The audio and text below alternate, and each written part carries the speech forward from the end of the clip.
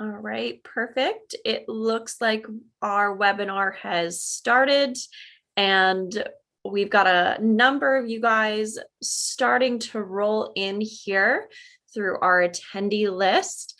Just to get everybody warmed up and ready to go to ask all the questions that you guys came here for, I will welcome you guys to pop into the Q&A box and let us know where you are tuning in from today. So if you can tell us the city, province, or state, whether you're coming from Canada or the States, just let us know in the Q&A box so you guys can start getting warmed up. I myself am located here in Vancouver, British Columbia this evening, and my name is Claudia. I'm the Assistant Director for Western Canada. Joining me this evening is my co-host, Joe Franza. Joe, did you want to say a quick hi here? Sure, I would love to. Thanks so much, Claudia. Hi, everyone. Joe Franza, Associate Director of Admissions. I am located on Long Island in New York. So we have some nice coastal, expansion between the two of us here, Claudia. Excited to reach this audience. Thank you for those that have said hello in our Q&A box. For those of you that are watching live on Facebook or YouTube, please feel free to let us know where you're logging in from on those platforms as well. So for those of you that are here in the Zoom platform, we do have this event going live to Facebook and YouTube as well. So excited to have that live stream available to all of you and on those platforms as well. Let us know where you're logging in from, and excited to welcome you here today. Hi, Bethany. Welcome from Kentucky. Claudia, I'll hand it back to you for now. Sounds good. Looks like we've got a couple people. We've got some from Kingston, Ontario, Kentucky, Washington, Indiana, Virginia, which is amazing. If you haven't already said hello, by all means, pop into the Q&A. Our amazing graduates who are on this evening will also be answering questions, both live and through the Q&A format. So asking them questions through this function will be the best possible way to do that. Now, we're just letting everybody kind of get comfortable into this session right now. So we'll get started in about a minute or so. But just to do a quick recap, again, you're joining us for Doctors on Call, Medicine as a Second Career, where we'll be covering, of course, our graduates who came from our quote unquote non-traditional pathways, where they either took some time after their undergraduate, pursued different careers, or took some time in different career pathways or different educational settings rather than the traditional sign straight into medicine. We do have some phenomenal graduates joining us this evening from both the States and Canada who've come from different backgrounds. So I will get started with the introductions here. Lux, did you want to say a quick hello and let us know where you're tuning in from today? Hi, my name is Lux Shaw. I'm obviously a graduate from St. George's. I'm tuning in from Texas. I was born and raised here in Texas, Houston specifically. So that's where I am right now.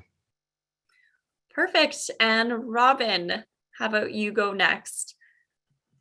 Hi, I'm speaking from Vancouver, Canada, and I was actually born and raised in Mississauga out in Ontario. And yeah, I'm a first-year resident in the program here at the University of British Columbia, family practice. Perfect. Thank you, Robin. And Shelby. Hi guys, I'm Shelby. I'm originally from Albuquerque, New Mexico, went to University of New Mexico for undergrad, and now I'm here living in Brooklyn, New York. About to head to residency up in Rochester in upstate New York. Amazing. Thank you so much, guys, for those quick introductions. We, of course, are going to get down into a lot more detail of where you guys came from, what happened, where did you go. But before we do that, let's get this started. So tonight, this evening, Joe and I will be your co-hosts. We'll be going back and forth, interviewing our graduates and asking them about their experiences. My name is Claudia Bashan, and I'm the Assistant Director of Admissions for specifically Western Canada. So I help students from all the way from Manitoba to here in British Columbia. Of course, if you reside in Ontario or anywhere else in Canada, I'm also here to help you out. And then my counterpart, Joe, who is coming from the States. Joe, I'll get you to say one more quick hello to introduce yourself here. Thanks so much, Claudia. Yeah, hello, everyone. Welcome. My name's Joe Franza, once again, for those of you that have just joined us, and I am the Associate Director of Admissions here in New York, and excited to welcome all of you. I saw not only some great people from all over here in our Q&A box here in Zoom, but I saw some great individuals on our Facebook page logging in from all over the world. I saw Claudia, I saw Trinidad, Tobago, Grenada, all just on our Facebook page. So excited to see, all of you on there. Please, as we go through tonight, continue to use that Q&A box to send questions our way. And, for those of you that are over there on our Facebook page or on our YouTube page, please feel free to send questions to us as the night goes on. Very excited. As you all have just quickly met, our panelists tonight are fantastic. And for those of you that are someone who's already had a career and you're looking to SGU as a potential next step for yourself, I think this is the perfect place. I've been with SGU for 8.5 years. And I think this is the program for any student that is interested in potentially pursuing medicine after another career. And you're going to hear that from these three amazing panelists as we go through tonight's session. So the first big question I'd love to ask to our three wonderful panelists is, what career did you come from first? Before you went to medicine. Some of you had mentioned it in your intros, so let's just go through it quickly just to make sure that we don't miss anything here. Lux, let me start with you. Where did you start from before you headed over to medicine? So I actually became an EMT right out of high school, and I practiced as an EMT kind of on the side of taking all my college courses while I was at the University of Texas at Austin. And in college, I kind of had it in the back of my head that I might want to go to medical school at some point, maybe even dental school or optometry school, some healthcare field. And so I did most of the prerequisites while I was in college, but my bachelor's was actually in public health because I really enjoyed kind of that sector.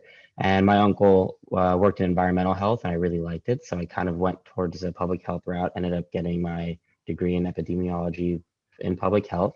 And I knew, before I went to medical school or dental school or whatever I decided to do later, I wanted to go work in public health first. So kind of between college and starting medical school, I was still an EMT and I thought about maybe getting my paramedic licenses and doing that as well. But most of what I did was I worked for the Department of State Health Services in Texas in newborn screening. So yeah, that's what I did for that time. Love it. Thank you, Lux. Yeah, and you gave a little bit of a segue to something that I'm sure will come up as we go through today, but we have two members of our program who did the MD and the MPH, and there's some really great global health presence on this session. So if that's something that you're really interested in, is the public health side of things, you came to the right place for sure, because this is the perfect spot for you. That is a good way to segue over to Shelby. Shelby, can I send the same question your way? What led you from your past career to medicine, and what career was that? Yeah, absolutely. So I definitely had a little bit more of like a windy pathway to medicine. When I started undergrad in 2009, I think it was a long time ago. I wanted to be an FBI special agent, so I double majored in biology and criminology with the full intent of, going to Quantico after graduation and becoming an FBI person. I randomly got a job in the hospital as a research assistant for one of my professors who worked in anesthesiology. So I got to kind of rotate through all the specialties that anesthesia works with. I got to see some OB, some psychiatry, some orthopedic surgery, some like other research, like biophysical research. And I was like, wow, medicine is actually a lot cooler than I thought it was. I never really considered that for myself. But it really got me interested in the medical field. And so I kind of started to pursue more work in the medical field. So eventually that led me to the emergency department, where I started working as a research assistant. Then I became a scribe, and then I became the chief scribe. And while I was kind of working in the ED, finishing up college, I also started taking EMT classes. So similar to Lux, I was an EMT, and then eventually a paramedic. So I worked for a few years as a paramedic before I started medical school at St. George's. And I know you're going to ask about this later, but I'll just say it now. It's always been emergency medicine for me. Like ever since that very first day I walked into the emergency department, I knew this is what I wanted to do. So I'm kind of one of those lucky people who started medical school knowing exactly what I wanted to do from the get-go. And I have my career to thank for that. I love it. And I am very, very excited that you were able to match in the specialty of your choice that you've been dreaming about forever. That's what it's all about.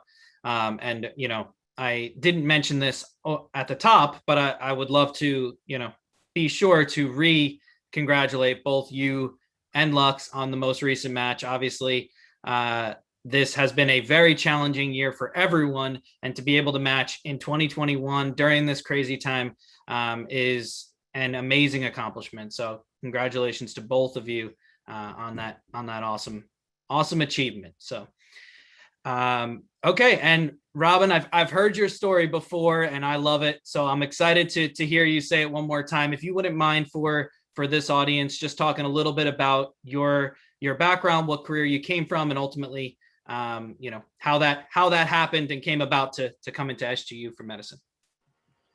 Certainly. I thought it was amusing to hear Shelby say, oh, my degree in 2009 was so long ago. I finished my degree in 2000, and that was was a Bachelor of Science in Psychology.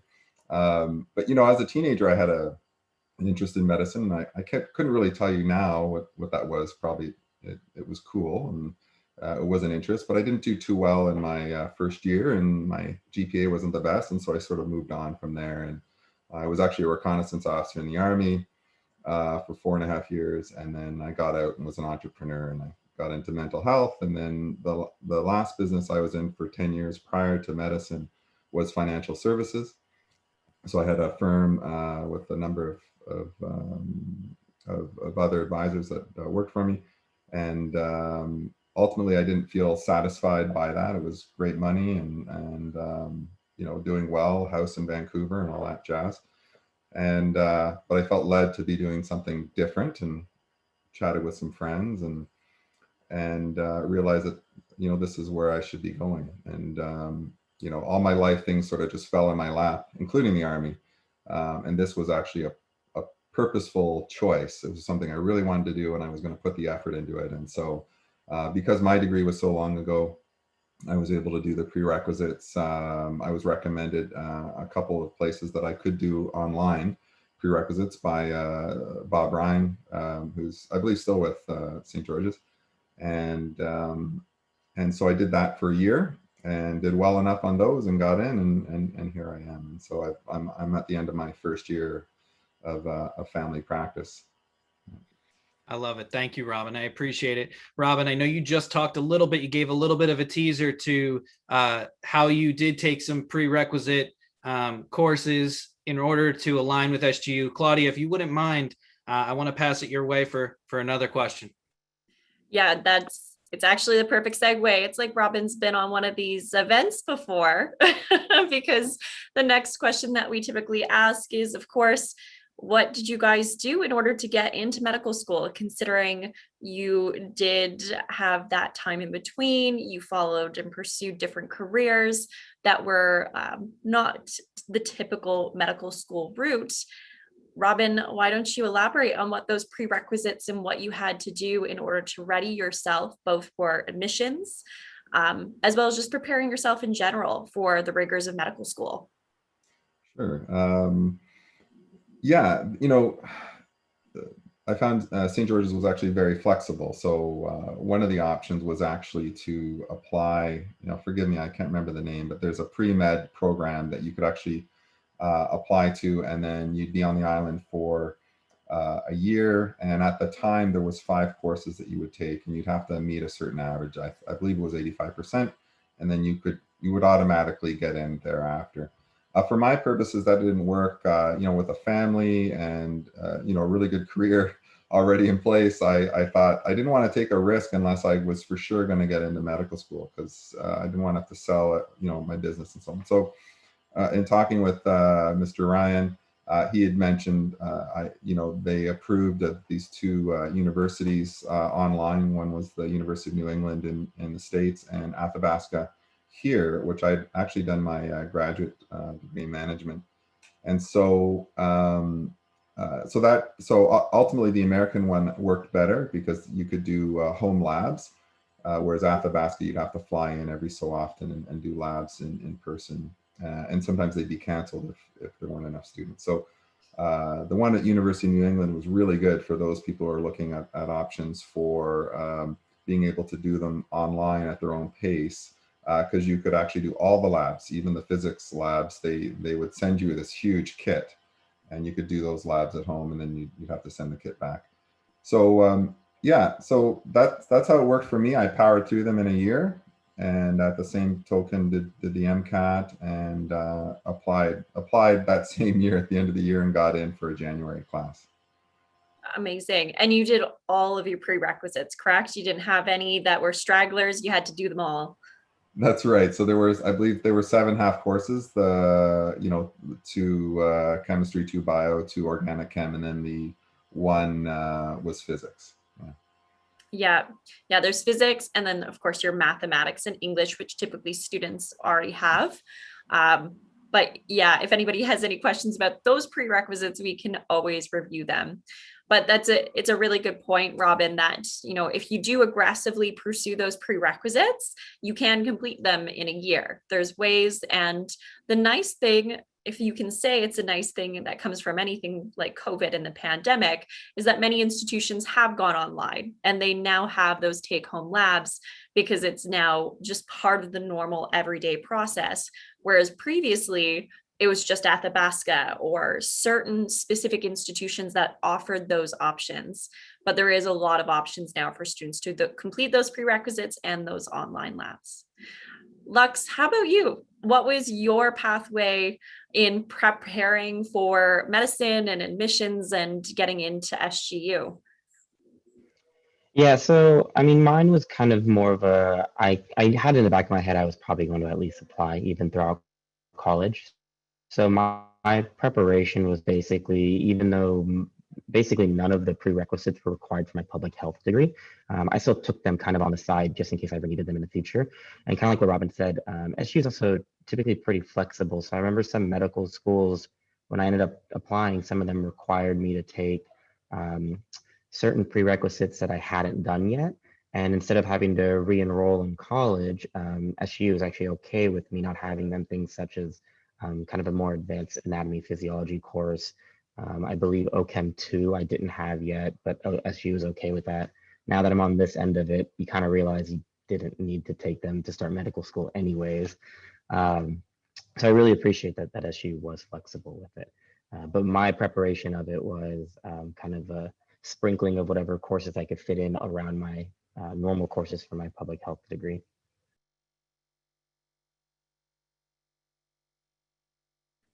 A lot of students do have to sprinkle, like you said, because they have rigorous programming, whether they're in a nursing school, engineering, business, or MPH, any professional programming. You really do have to get really creative when it comes to sprinkling those courses and making sure that you can get them done in the meantime. Shelby, how about you? What was your process like? I think mine was pretty traditional also, as those things go. Like I said earlier, I did a double major. So I got 2 bachelor's degrees, one in criminology, one in biology. So the biology degree, I also had a chemistry minor. So that basically covered all of the typical med school prereqs for US programs and Caribbean programs. So I had my 2 semesters of biology, chemistry, physics, calculus, English, biochem, and I think all that was all covered in my degrees, so I didn't have to do anything extra. which is quite thankful. Because everybody has their different pathways, but it is nice when everything kind of aligns for you. Now, just a quick mention before we move on to our next question here. Like Robin mentioned, there are certain entry pathway programs that SU does offer for students who may be missing courses or need to level up their basic science knowledge. And those programs are the CFP program, the EAP program as well. And Joe, remind me, my mind is blanking on the second one here, CFP and MSAP. There you go. I got it.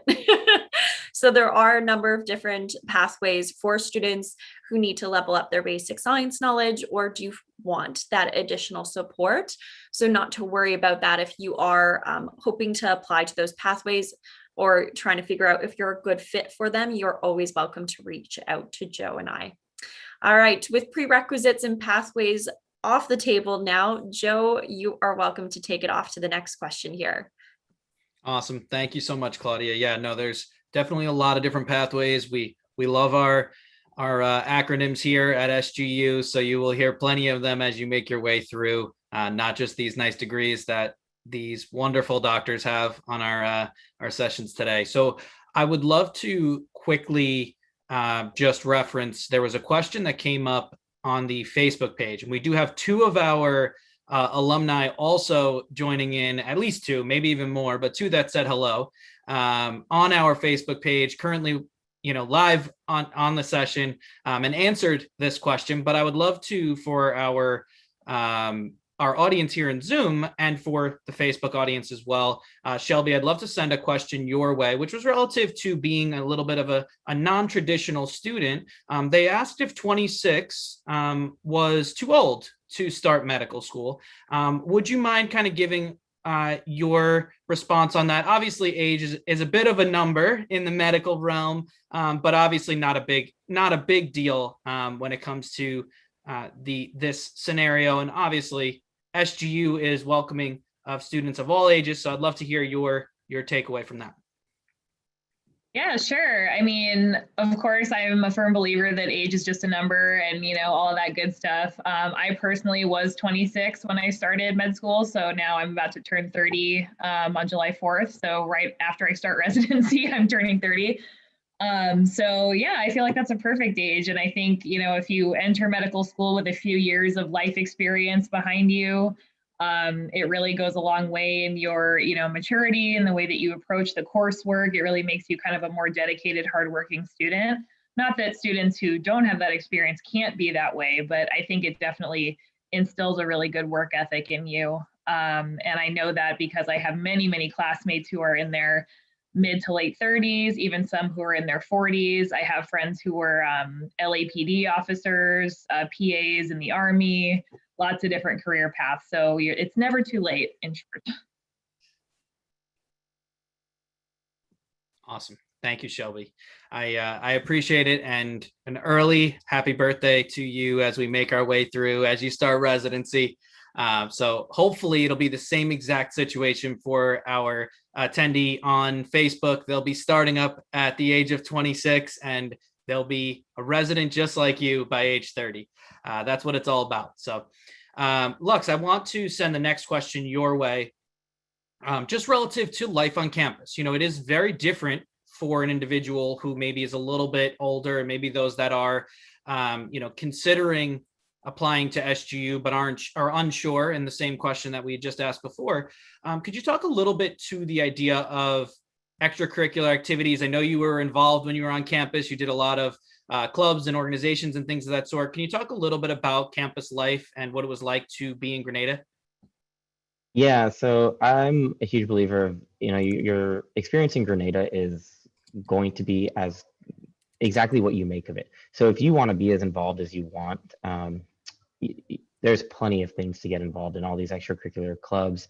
If you want to even step away from campus, I know lots of people who went surfing on the north of the island, or spearfishing, or hiking all the time. And it's whatever you want that's there. And there's a group of people that will join you to do it. And within that group of people, there are people of all ages, all walks of life. I had the Shelby and I had the great opportunity of doing our MPH kind of starting before our MD, and that first MPH term gave us a lot of time to explore the island, meet the people that are a little couple terms ahead of us, and make friends before we started the actual MD portion of our curriculum. And because of that, I think, at least for me, I can say that I made some really good friends from all walks of life, and it showed me that my mindset and the way that I approach things wasn't always the only way of doing it. And so it was nice to see other people's experiences and opinions from whatever they had in their life going on. So on campus life, it really ends up being what you make of it. And the options are almost limitless. There's so many people with, luckily, a school as big as SGU, you're going to find anyone you're looking for. Awesome. Well said. Thank you, Lux. So I want to come back to you, Shelby. I know you mentioned earlier that you had a little bit of time between when you graduated to when you came to SGU. Could you talk a little bit about that transition down to Grenada? I know you also brought your significant other down there. Would you mind kind of talking through that transition, what it was like, not only for you, but for them, and kind of give us a little bit of insight into not only some of the activities you did, because I know you did a lot also, but maybe even a little peek behind the selective curtain. I know when I get you rolling on selectives, you got quite a few that you had taken advantage of, but if you wouldn't mind talking to that too. Oh man, that was a lot of questions. I'm going to see if I remember everything.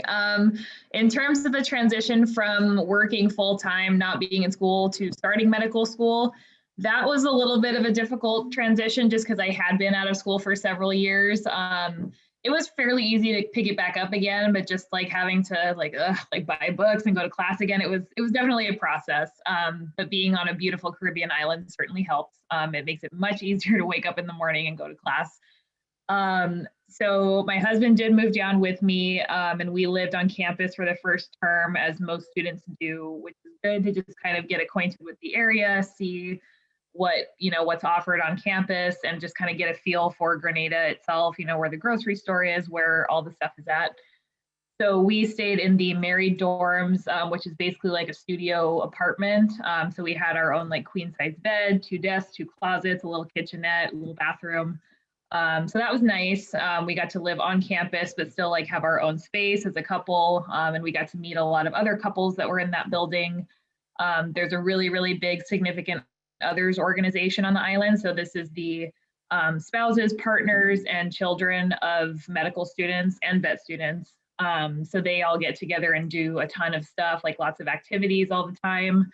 So if you're coming with a family, they will definitely have a built-in set of friends. Like the SOs are very, very close. They have like barbecues and stuff. They go volunteer.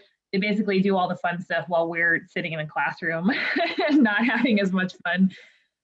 So that was nice. He had like kind of a little built-in group of guy friends that they could all go out together. He's also a paramedic. That's how we met. So he was able to work a little bit on campus in the sim lab, teaching like ACLS, PALS, BLS, and all that stuff. But unfortunately, there was not really a ton of paramedic work to be done on the island. They don't actually have a real EMS system on the island. So he ended up going back to the States after, like during my term 1. He went back to go to work because he was getting a little bored, and he wanted to go back to work. That EMS work ethic doesn't die. So I let him go back to work, and we just kind of did the long distance thing. But now we're here in New York, and he's doing like COVID relief stuff. So there's obviously plenty of work for him here now that we're like in the clinical years. But it's a little bit difficult for spouses to find work on the island unless they have a very specific skill set. And you asked about selectives. So I did a ton of stuff in terms of extracurriculars and clubs and stuff. I was in like a ton of clubs, especially the emergency medicine club, of course. But I took a lot of selectives. So these are just kind of, SGU calls them selectives, but they're elective courses. So either way, just kind of additional courses that you can add on if you meet certain, grade point average criteria. And as long as your studies are coming first, you can kind of add these selectives on. So some things that I did during the term are, I did American Sign Language, there's a Spanish selective, I did a regional anatomy dissection, so I got my own cadaver to kind of dissect. I did integrative medicine, so we learned about, using yoga and acupuncture and Tai Chi and all kinds of different alternative healing methods as part of a more holistic approach to medicine. Oh, what else? There's so many. I did a medical education selective, which is great because that's something I'm planning on doing in my future career. I would love to be like a program director of a residency someday. So that was very good stuff to learn. So there's just all kinds of stuff that you can pursue outside of just your MD classes. So definitely encourage everyone to take advantage of everything you can while you're there. And the fun stuff too. I got dive certified and like all that good stuff. Awesome. Thank you, Shelby. Definitely important. I know we've talked about that in the past of, balance, making sure you do some of that fun stuff too while you're down there. But yeah, I appreciate you diving into all of that. Sorry to throw, the few questions your way at once, but you handled it so swiftly. It was like you didn't even need those transitions. No, perfect. Thank you. Thank you for referencing those. We did have a question relative to the housing.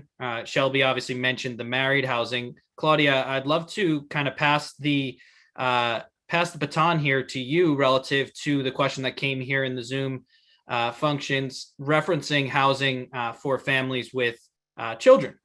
Mm-hmm. Yeah, and although I myself can't answer that because I've not brought children onto the island, but our Canadian graduate Robin has. So I'll just direct these questions to Robin. There's one here about, of course, what was it like bringing a spouse and children to the island? Where did you guys live? And what was it like having them there and balancing that family responsibility with medical school? Yeah, so there's no housing on campus for families. So if you have children, there's nothing available. So you're expected to get something off campus, and so we did. Initially, I had a concern about being able to find a spot. So I did something on spec, which wasn't the best idea. But I didn't want to get there and not have enough time to find a place. And then, I have a young daughter at this point. She was just about to turn 1. And my wife coming. So we found a place. It didn't quite work out. I just told my wife, you're living there more than more than I am because of the way school was going to keep me busy. And so she found a better place within a couple months, and everything was fine. And I highly recommend, especially if you have kids, to buy a car. What's interesting in Grenada is used cars are very expensive because they have a huge tariff to bring in cars. But they basically hold their value. So if you bought it for, a car, I wouldn't even spend $1,000 in Canada on. You'd have to spend about 4 or 5 in Grenada. But then you could resell it back for 4 or 5, and that's what ultimately we were able to do. So it made life immensely easier. And yeah, so. I think it really just took about a month or 2 to just get used to that. I think we found that when we came back in there was a lot of stress with the initial move, like with anything when you're moving houses, especially with family and kids. But once you find a spot you like and you have transportation, you have a bit of a lay of the land. I honestly found that when we came back for our second term, it was like we were home. We had a place that we were comfortable, our stuff was there, we had a car already, and you just continued. And so it worked out well. The ESO organization, as Shelby said, was incredible. One of the main reasons I chose SGU is because it's the largest, and I knew they'd have the most amount of families, and I knew my wife would not be lonely, and she'd have other families and other kids that my daughter could play with. So, and they did a lot of great things. There's a university club, which oddly enough, only the spouses can go to, students can't. But they would be allowed to go there with the kids. It used to be every Thursday, and they could have lunch there and use the pool and everything. And so it was really nice. And a lot of those people we met, especially through the ESO organization, we're still friends with today. Right. And I always find it really not comical, I guess is not the right word for it, but considering the university club is also where we house visiting officials or visiting professors, your kids and your wife get to rub elbows with like a Harvard med professor on their Thursdays and you're, slaving away in medical school. So it's quite the contrast when it comes down to it. Actually, I can speak to, I didn't actually answer the other question that the person was asking was, how to manage that. And for me, I can't speak to Shelby or Lux, but, I had been out of school for quite a long time, and just to develop a study ethic and get used to, a new testing regime, the way they even ask questions and, second, third order questions, all of these sorts of things took a lot of time. And I had to study all the time. So depending on where you're at in your abilities, I got up before my family got up. I was at school. I would study for a bit, do all the classes, and then I would go to the library right after. My wife and daughter would come to the campus because it's beautiful. And so my daughter would play there in the afternoon. And in fact, that's how most people got to know me, is through my daughter. And I still would meet people, when I clerked in Detroit. They were like, "Oh, hey, I know you. I used to see your daughter running around." And so, I meet people all over who remember that. So, we'd play for a little bit, go back, have dinner, and then I'd have to come back. I'd have to come back and study it. For me, it didn't work out studying at home.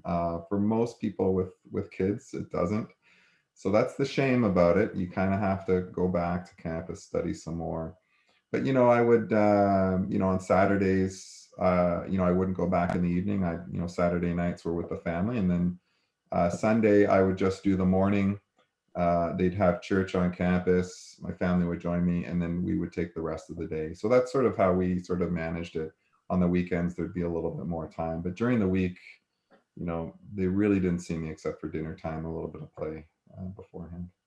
Right. And we did get a question here about schooling for your children. What did you guys do for that? Right. So for our purposes, my daughter was 1. We were looking at either daycare, or there's a Montessori. So there's a daycare actually run on Grand Ant's campus, which you can use, which a lot of even the professors have their kids there sometimes. My wife, she wanted something a little bit more structured. So there was like more schoolish. And so there was a Montessori school, which it wasn't far from there, that we were able to get my daughter into. Now, if you have like proper school age children, there's a really nice private school. It's a little bit more of a drive. I think it's at least 15 minutes or so. They get uniforms and everything, and it's quite nice. And again, all the professors' kids and anyone with school age kids go there. And I've heard nothing but good things about it. If forgive me, I can't recall the name at the moment, but it's really the only one that people send their kids to. And so, and it works out, and it's in English, and like there's no problems there. Perfect. Thanks. And you know what, Robin, you don't have to know all the schools. You've got a lot of information already in your head. So if anybody's got any questions about those schools, you're always welcome to reach out to Joe and I. We could always put you in touch with even the spousal support community that we chat about, that both Shelby and Robin mentioned as well. They're usually a really good contact to have, even for prospective students or students who are newly accepted, in navigating what that's going to look like when returning to campus, because SGU is welcoming students back to campus for the August term. And that does include your children if they are vaccinated, and spouses, of course, if they are vaccinated. Of course, if your spouses or your children cannot gain that vaccination and you need to defer a term and go virtual instead, there are still also those nuances that we'll definitely address, and students are working with SU to make sure that they can come back to campus when they're able to do so and ready to do so. Joe, do you want to take the next question here? Sure, I would be happy to. I saw on Facebook they had shouted out Westmoreland Secondary School as potentially that school that Robin was just referencing. So figured I'd give that shout over there. Thank you for adding that, CJ, and excited to jump to the next question here, which is relative to your careers. I know that Lux just recently matched into surgery. Lux, could you take us through kind of the lens of what led you to that choice of surgery as your specialty of choice? Yeah, so like I said earlier, I used to be an EMT.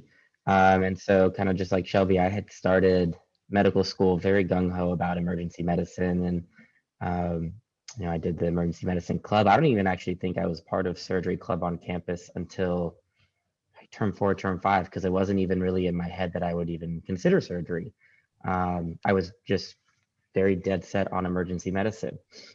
And then as things progressed, I think when I got to clinicals particularly, I did my surgery core, and surgery wasn't what I actually thought it was. It ended up being more than I thought it was, and it's exactly what I was actually looking for. And then little by little, you spend 12 weeks in your surgery rotation, and basically every single week I just found myself begrudgingly moving away from emergency medicine and towards surgery. And still to this day, there are things that I look at people who match in emergency medicine and I say, wow, I really wish I had those things. There are things that they get to do that are absolutely incredible that I still wish I could do. But overall, surgery just kind of fit my what I wanted more. And so whenever I kind of made that decision in my core rotation for surgery, I was kind of unlucky in that that was one of my last core rotations. So I had to kind of scramble to rearrange all of my 4th-year electives to fit surgery application as opposed to an emergency medicine application. But kind of what I learned from all of this is, in some instances, it's really great to have your sights set on one specialty, but being open-minded about it clearly was probably, for me at least, a better choice had I been more open-minded about it from day one. So it always works out in the end, but an open mind kind of pays off. Definitely. I love that. And I think it is important to just recognize the idea of this pathway. So essentially for medical school, you're doing those first 2 years down on the island. Last 2 years, you're back here doing clinical rotations in the States, depending on where you can kind of strategize to put in which areas of the US you might want to do rotations to put yourself in the best position to ultimately match in those areas. And obviously that 4th year, you're going to be doing more electives. So as Lux had referenced, you're going to have that opportunity to kind of hone in on those areas. He mentioned, all of a sudden that surgery bug was eating at him, and he said, okay, I gotta make sure I fit some more of those in so I could make sure to put himself in the best position possible. Do you have something to add there, Lux? Yeah, so like I mentioned, the pivoting in 4th-year electives, and it was actually surprisingly easy because luckily with all of these rotation sites that SGU has, there's usually someone who matched into the specialty you're looking at for rotation. So we rotate at all of these hospitals for all these specialties. And so let's say for emergency medicine, you want to go to Lincoln Hospital. There's quite a few SGU graduates that are EM residents at Lincoln. And so they can give you all the advice that you need on how to match into EM. There's also surgery residents at Lincoln that are from SGU. Even you can talk to them. So there's such a network in these hospitals that it kind of helps out a lot. Thanks, Lux. Yeah, you bring up a fantastic point. Over our 45 plus year history, we have graduated over 18,000 physicians. We have more actively licensed physicians in the United States than any other medical school in the world. We have over 11,000 that are actively licensed here. So you really are entering in a tremendous network of individuals and graduates that can help you through this process. Shelby, I want to ask a similar question your way, but also maybe frame it a little bit differently. Now, based on all the different resources you have, I would love for you to talk a little bit about our Office of Career Guidance and Student Development and how they can kind of help you as well as you go through your process here to help best strategize to land that residency of your choice also. Yeah, definitely. So OCG, or Office of Career Guidance, is a really great resource that we have to kind of help us through the clinical years and kind of understand what comes next in this process, because it's a pretty long and complicated process to get from, taking step 1 and starting clinical rotations to the point where we're at right now, which is we just matched and we're awaiting to start our residency. So there's a lot of, requirements that you have to keep in mind, a lot of hours that you have to keep track of. You're building your CV this whole time, trying to get ready for ERAS, which is the system that we use to apply to residency. So it's a very complicated process. And OCG basically keeps you informed of any updates to this process.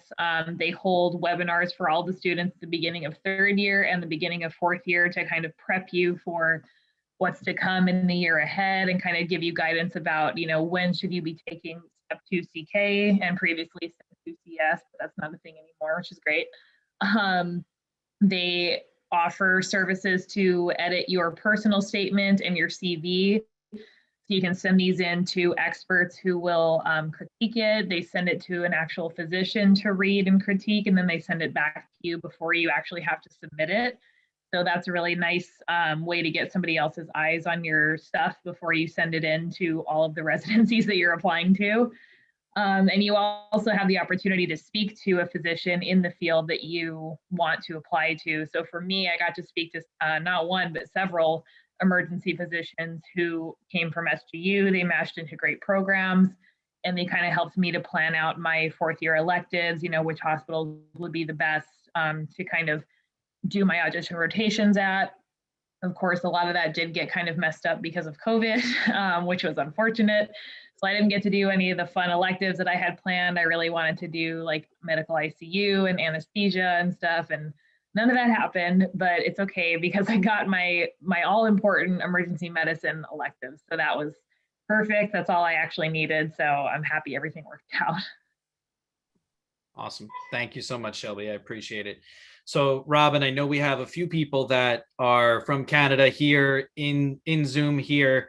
Would love to ask a couple questions your way. The first one being relative to trying to apply for the match in Canada. Obviously, it's a little bit different of a process. Would you mind kind of walking us through your scenario with applying for the match as you applied for the Canadian match? And then I'll send another question your way after that one. All right. So basically, you're doing everything double. You do your step exams in the States, and then in Canada, you have to do basically the equivalent. So the step 2 here is the QE1, and then they require sort of a similar to the step 2 CS. The clinical skills is like the NAC OSCE here. So I found that studying for the QE1, as long as you studied for the step 2 written, you were more than prepared to write the Canadian one. The step 2 in the States was more difficult. I would say conversely, it was more difficult to do the OSCE portion when you compare it to the American exam. So I ended up taking a separate online course that sort of went through all the differences. One of the major ones is instead of writing a note after your encounter, you actually have pretty much an oral exam with a physician in the room who says, what are you going to do? What are you going to order? Well, I'll order an EKG, and then they hand you the EKG right there. Okay, now what are you going to do? And it's just sort of this back and forth. So, and then that's kind of how you're assessed initially, depending on what province. Again, it differs. In Ontario, they're just going to look at your NAC score, your NAC OSCE and your QE1, and then they're going to take the top 300 people. Then they're going to interview those 300, and then that's when people actually look at the rest of your file. But if you're in any other province, my understanding is, I can certainly attest to this in BC, they have a totally different system where they do this mini application before that you're going to have to be on top of. So again, make sure you look at whatever province you're looking to apply. They have different requirements. It's different by province. They have dates that are different. Alberta, completely different. You have to graduate by the end of December, which was a real, so for most people, they end up having to wait another year if they really want to get into Alberta. A friend of mine actually was able to get everything done. We were in the same class. I couldn't believe it. I didn't finish until March, but he was able to get everything done. He didn't take any time off, and he had it done in December, and he was able to match. So looking at all of that, in BC, you have to have your QE1 done a little sooner than the other provinces. So you have to know your dates. So I can speak sort of overall and then of course specific to BC. The other thing that's important in Canada is getting Canadian experience. So make sure you take advantage that SU allows you to have 12 weeks out of their network, if you will. And so, and then any one school in Canada will allow up to 8 weeks. So to make that make sense, the University of BC basically handles all of BC. So you can only get 8 weeks of electives here.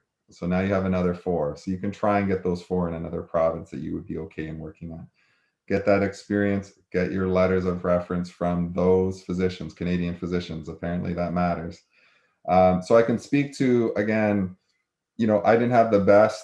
It's not like in the States typically, where for sure, like in BC anyways, that the top grade gets you that interview and so on. BC and the other provinces were more holistic on it. As long as I passed QE1, that's all they cared about. As long as I passed the NAC, or I think they put a little bit more emphasis on the clinical skills. So maybe if you did a little better, that's okay.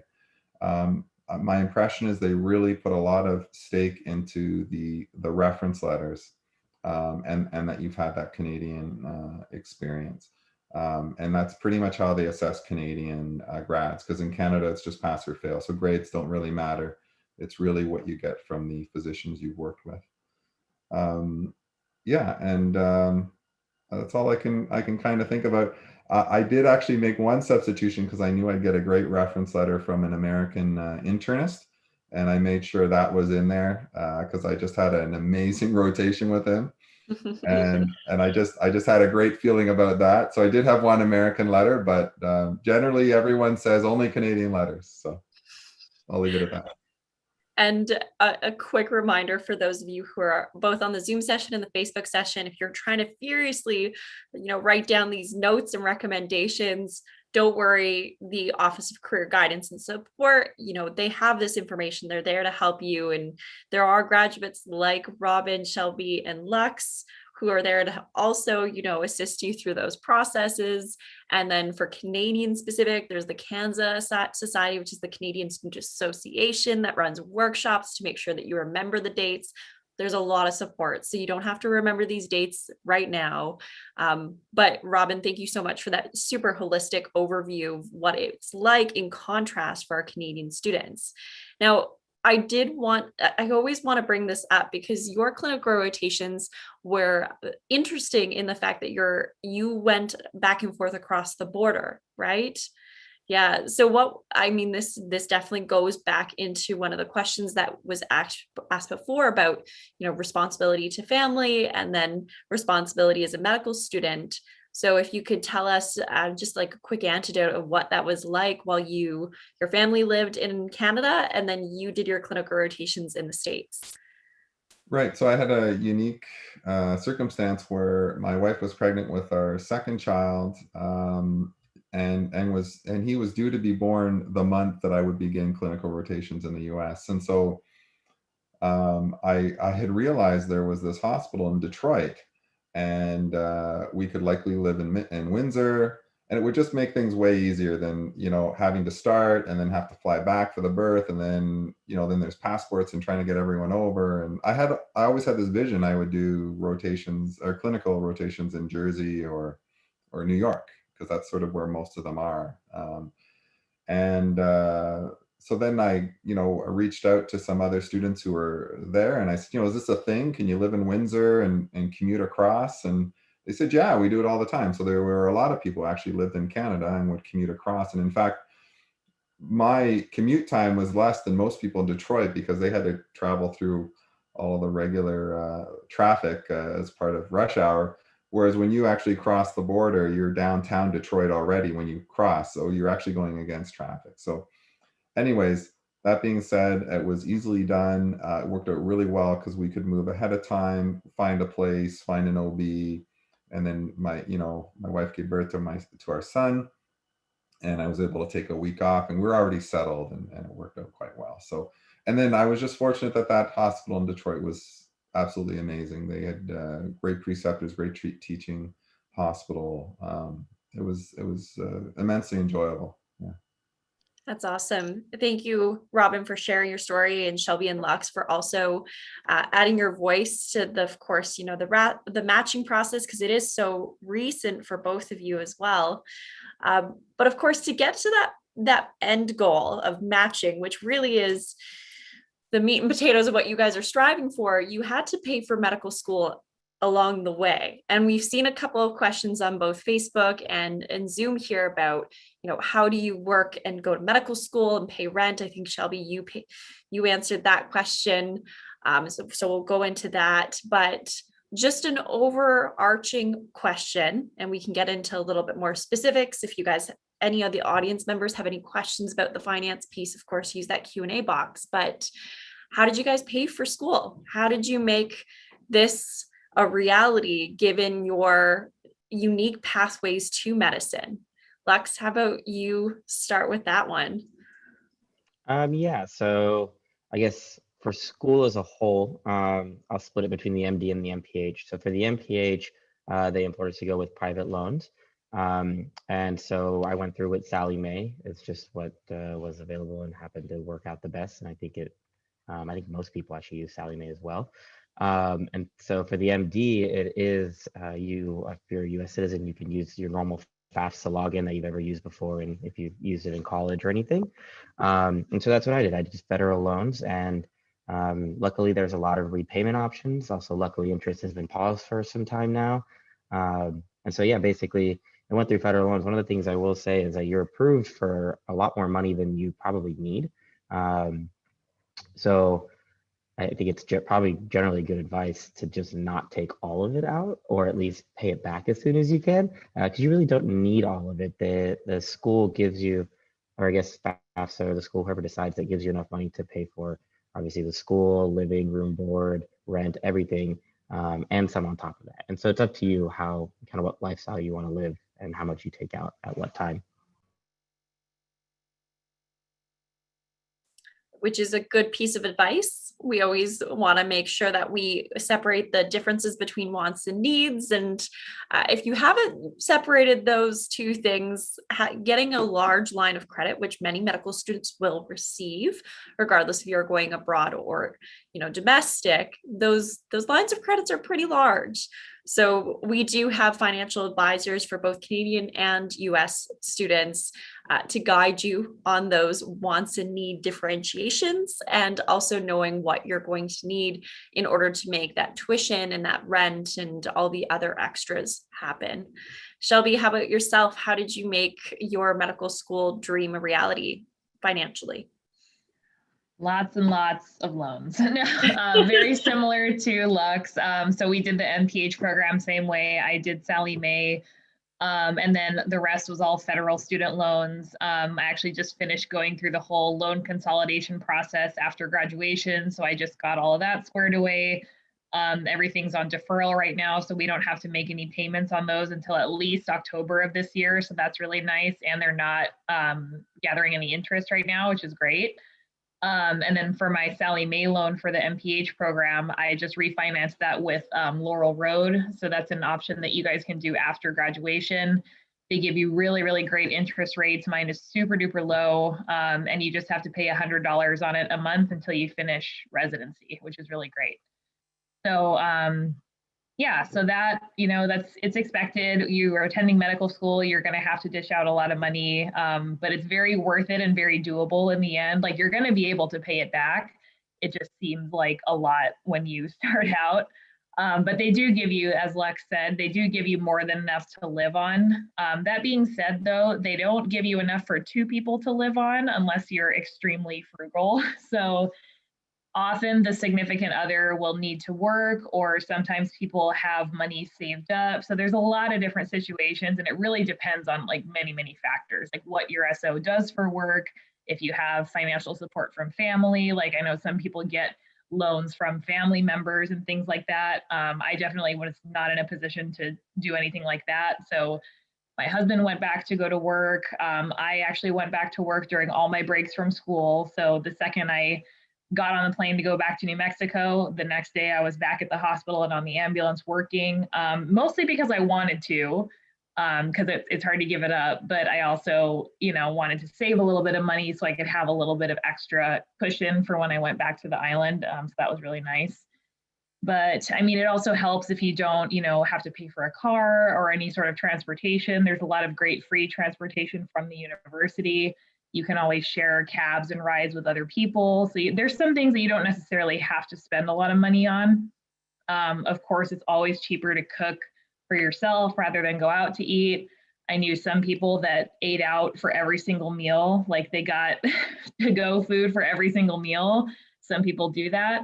I preferred to, cook my own meals and meal prep and try to like stay a little bit more healthy that way. And eating out was like the occasional, treat for Saturday nights or whatever. So there's little things you can do to save money along the way.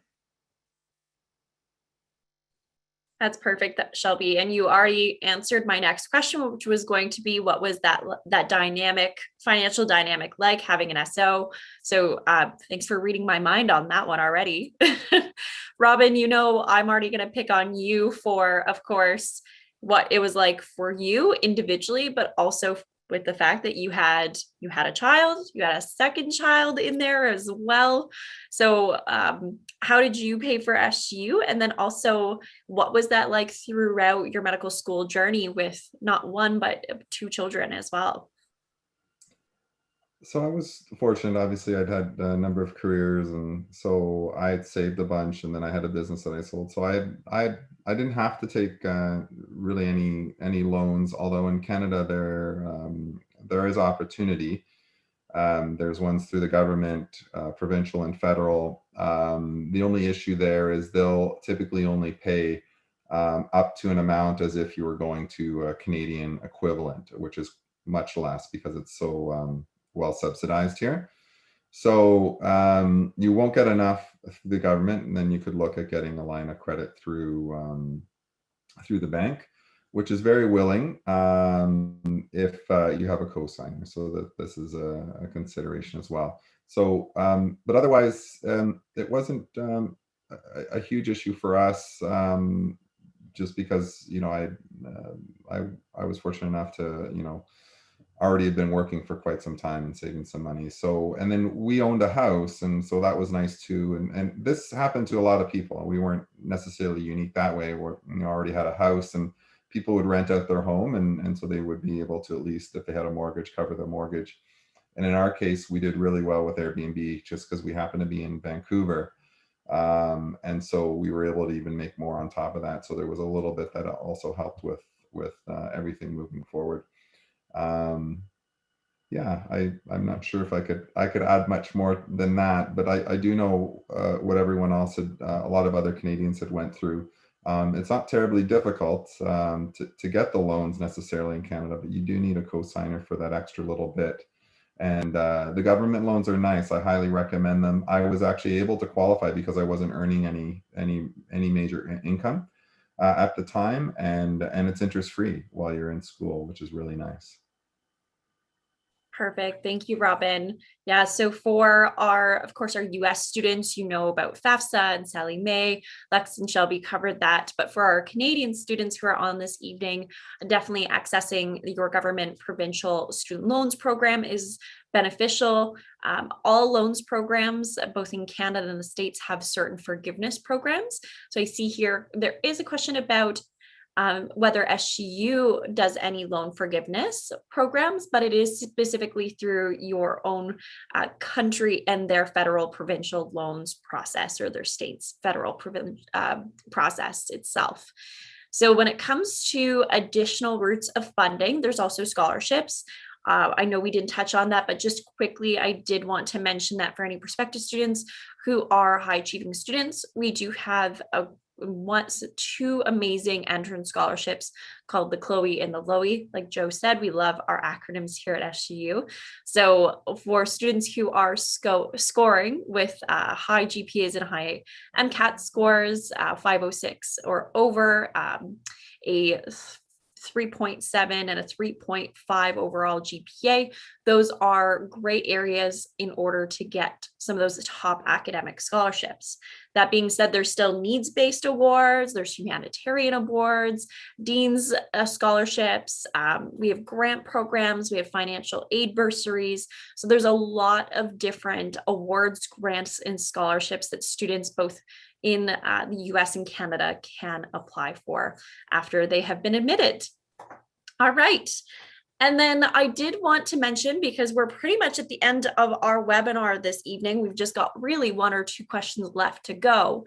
I did want to mention to those who are on our Zoom and our Facebook Live this evening, there is an opportunity to chat with Lux, Robin, and Shelby, our graduates, this evening in a one-on-one session. So if you are interested in chatting with them in a one-on-one session, please send Joe and myself an email.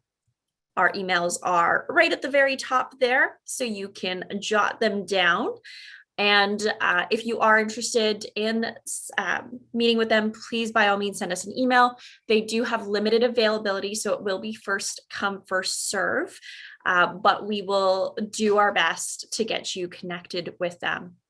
All right, I'll leave those emails up there just while you guys send us emails and try and snag some one-on-one appointments. But to boil it down to the last 2 questions here, Lux, Robin, and Shelby, why did you choose SGU? After all the things that you guys have done and the different pathways that you came from, you guys are all very unique individuals in your own pathways. Why was SGU the place that you decided to go to? Shelby, I will start with you first. So I actually heard about SGU from a physician that I worked with in the emergency department. I really looked up to this guy a lot. He was one of my favorite docs, and we would talk all the time. He was super cool, and he learned that I was applying to medical school, and he told me about SGU, and he was like, oh yeah, I went there and it was great, and I had never heard of it before. So we spent the whole shift, looking at pictures of the island, and he was telling me all about going on hashes and diving and all this fun stuff, and it just sounded like such a cool adventure. So I thought, I could go to medical school here, in New Mexico or somewhere else, or I could travel outside the country for the first time, see something new and different, experience a new culture.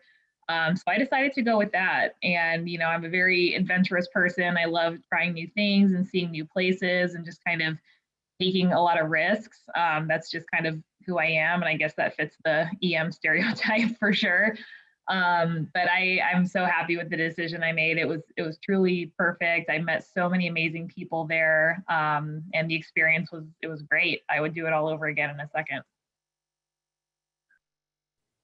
I mean, my next follow-up question for you, Shelby, was going to be, was it all worth it? But it's very clear by your tone of voice that it definitely was. You also just matched. So I'm asking you at a point in time where your answer was probably going to be yes, but was it all worth it? And do you have any words of wisdom or nuggets of advice that you would give to the prospective students on the webinar this evening?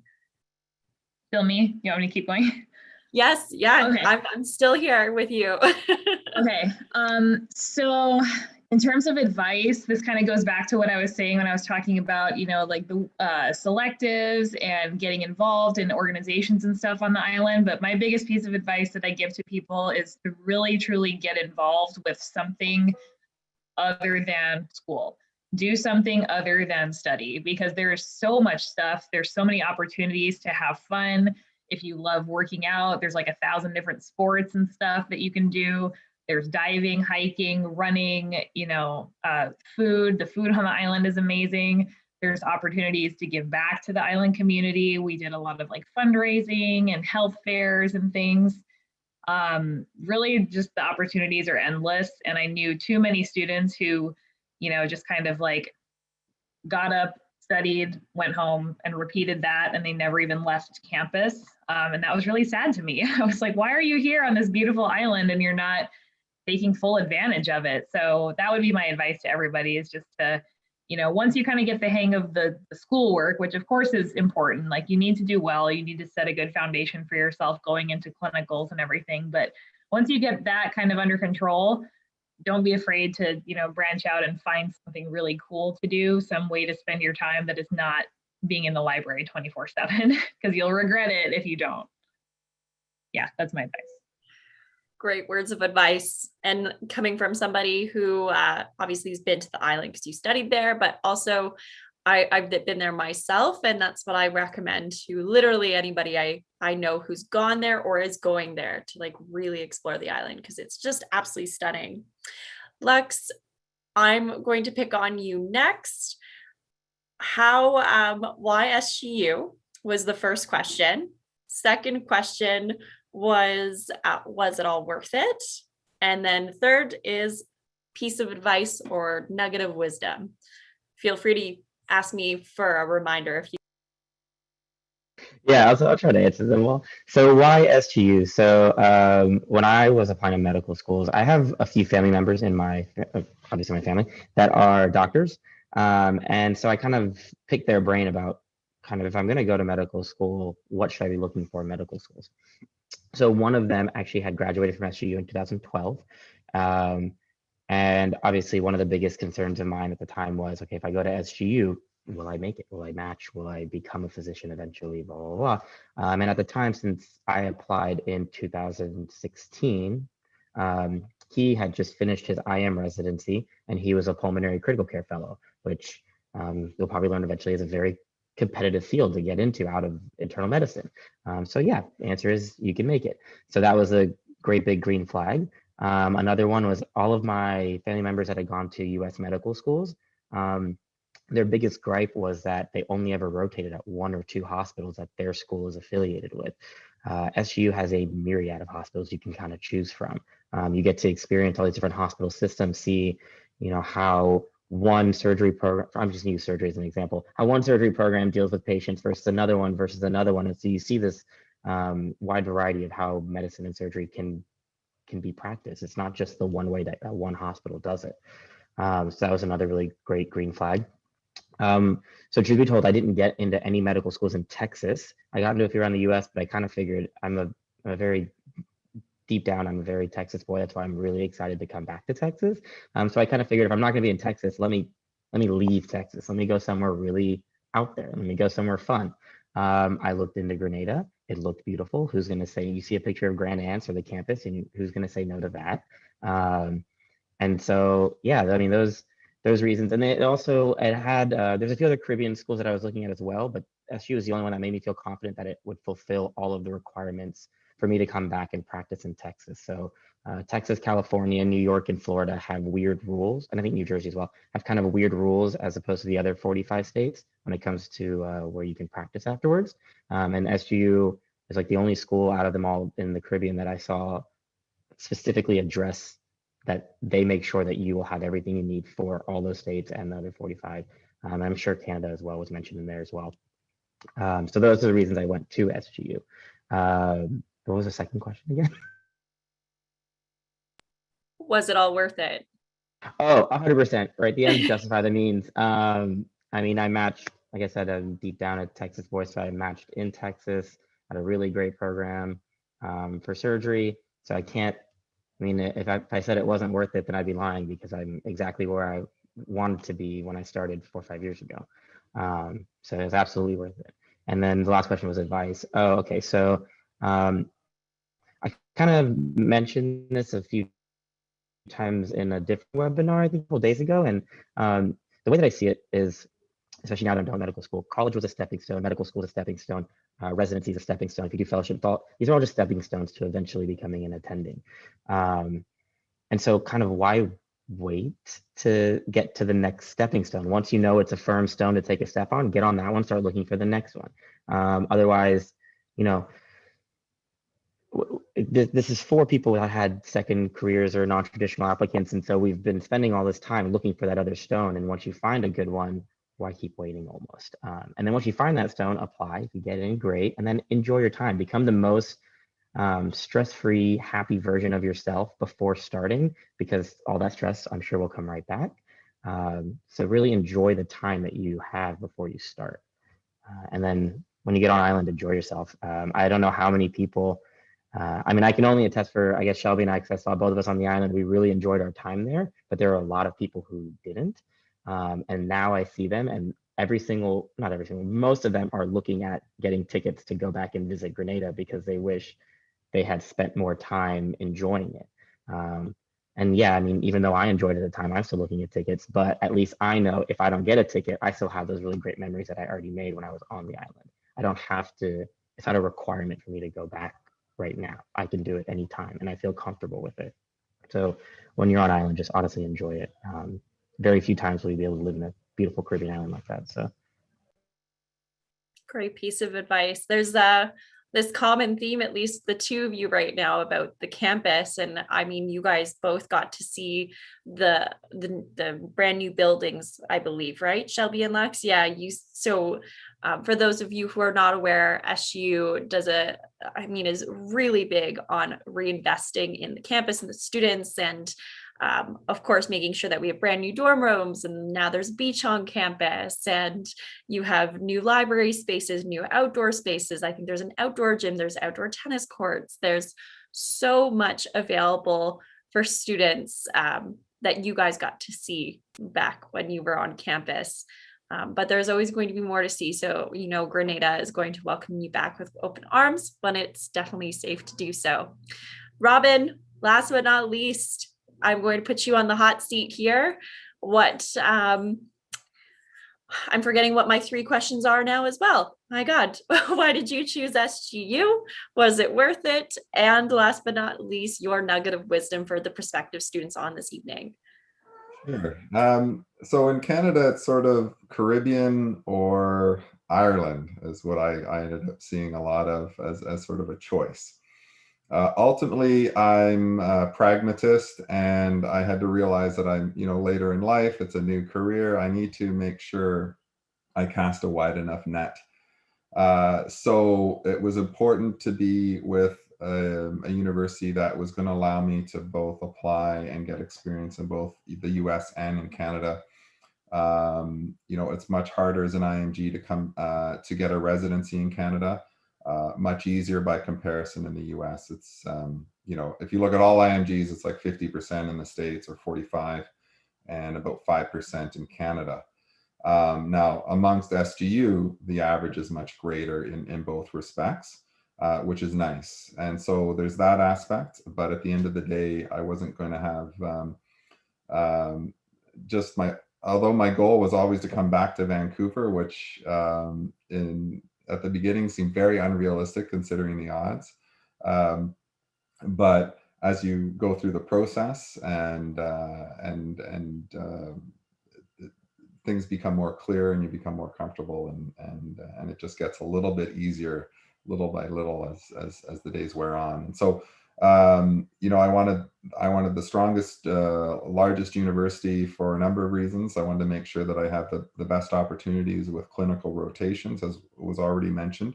I like the fact, for my purposes, was the other way, not to actually go to so many different hospitals. I wanted to be with a school that had a large enough presence that they could have a relationship with a number of hospitals where you could just stay at that hospital, not only for your clerkship, your core rotations in third year, but also if you wanted, you could do all your electives, because with a family, I don't want to move around. And I know with the smaller, less well-known Caribbean universities, they moved a lot. I knew of students who were moving state to state every rotation, like pretty much every month.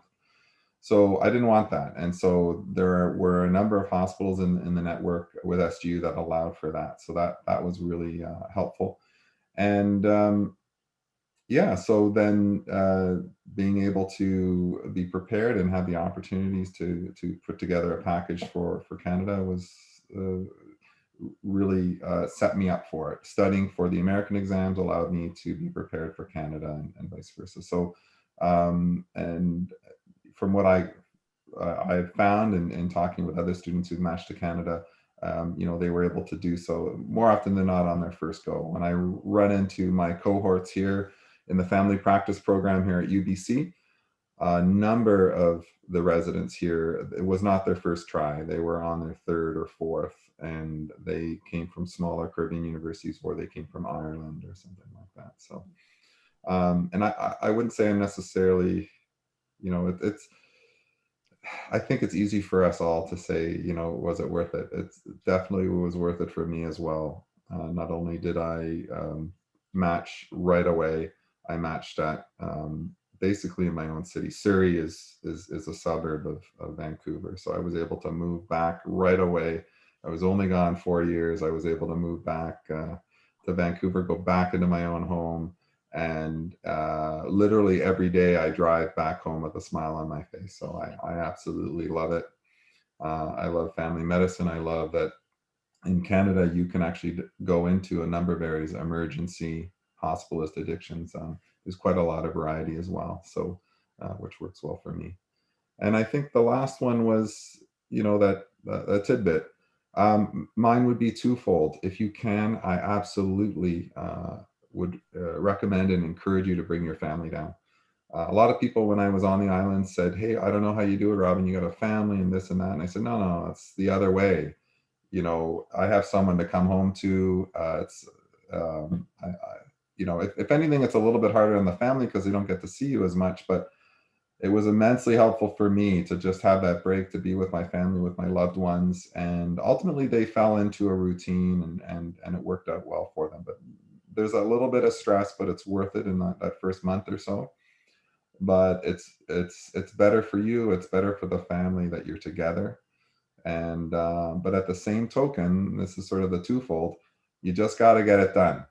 So whatever you need to do to pass those courses, to both on the island, to do well on your STEP exams, to do well on the shelf exams and clinical rotations, you got to get that done. That definitely has to be a priority. But you still got to fit in a bit of personal time as well. So thank you. That's awesome.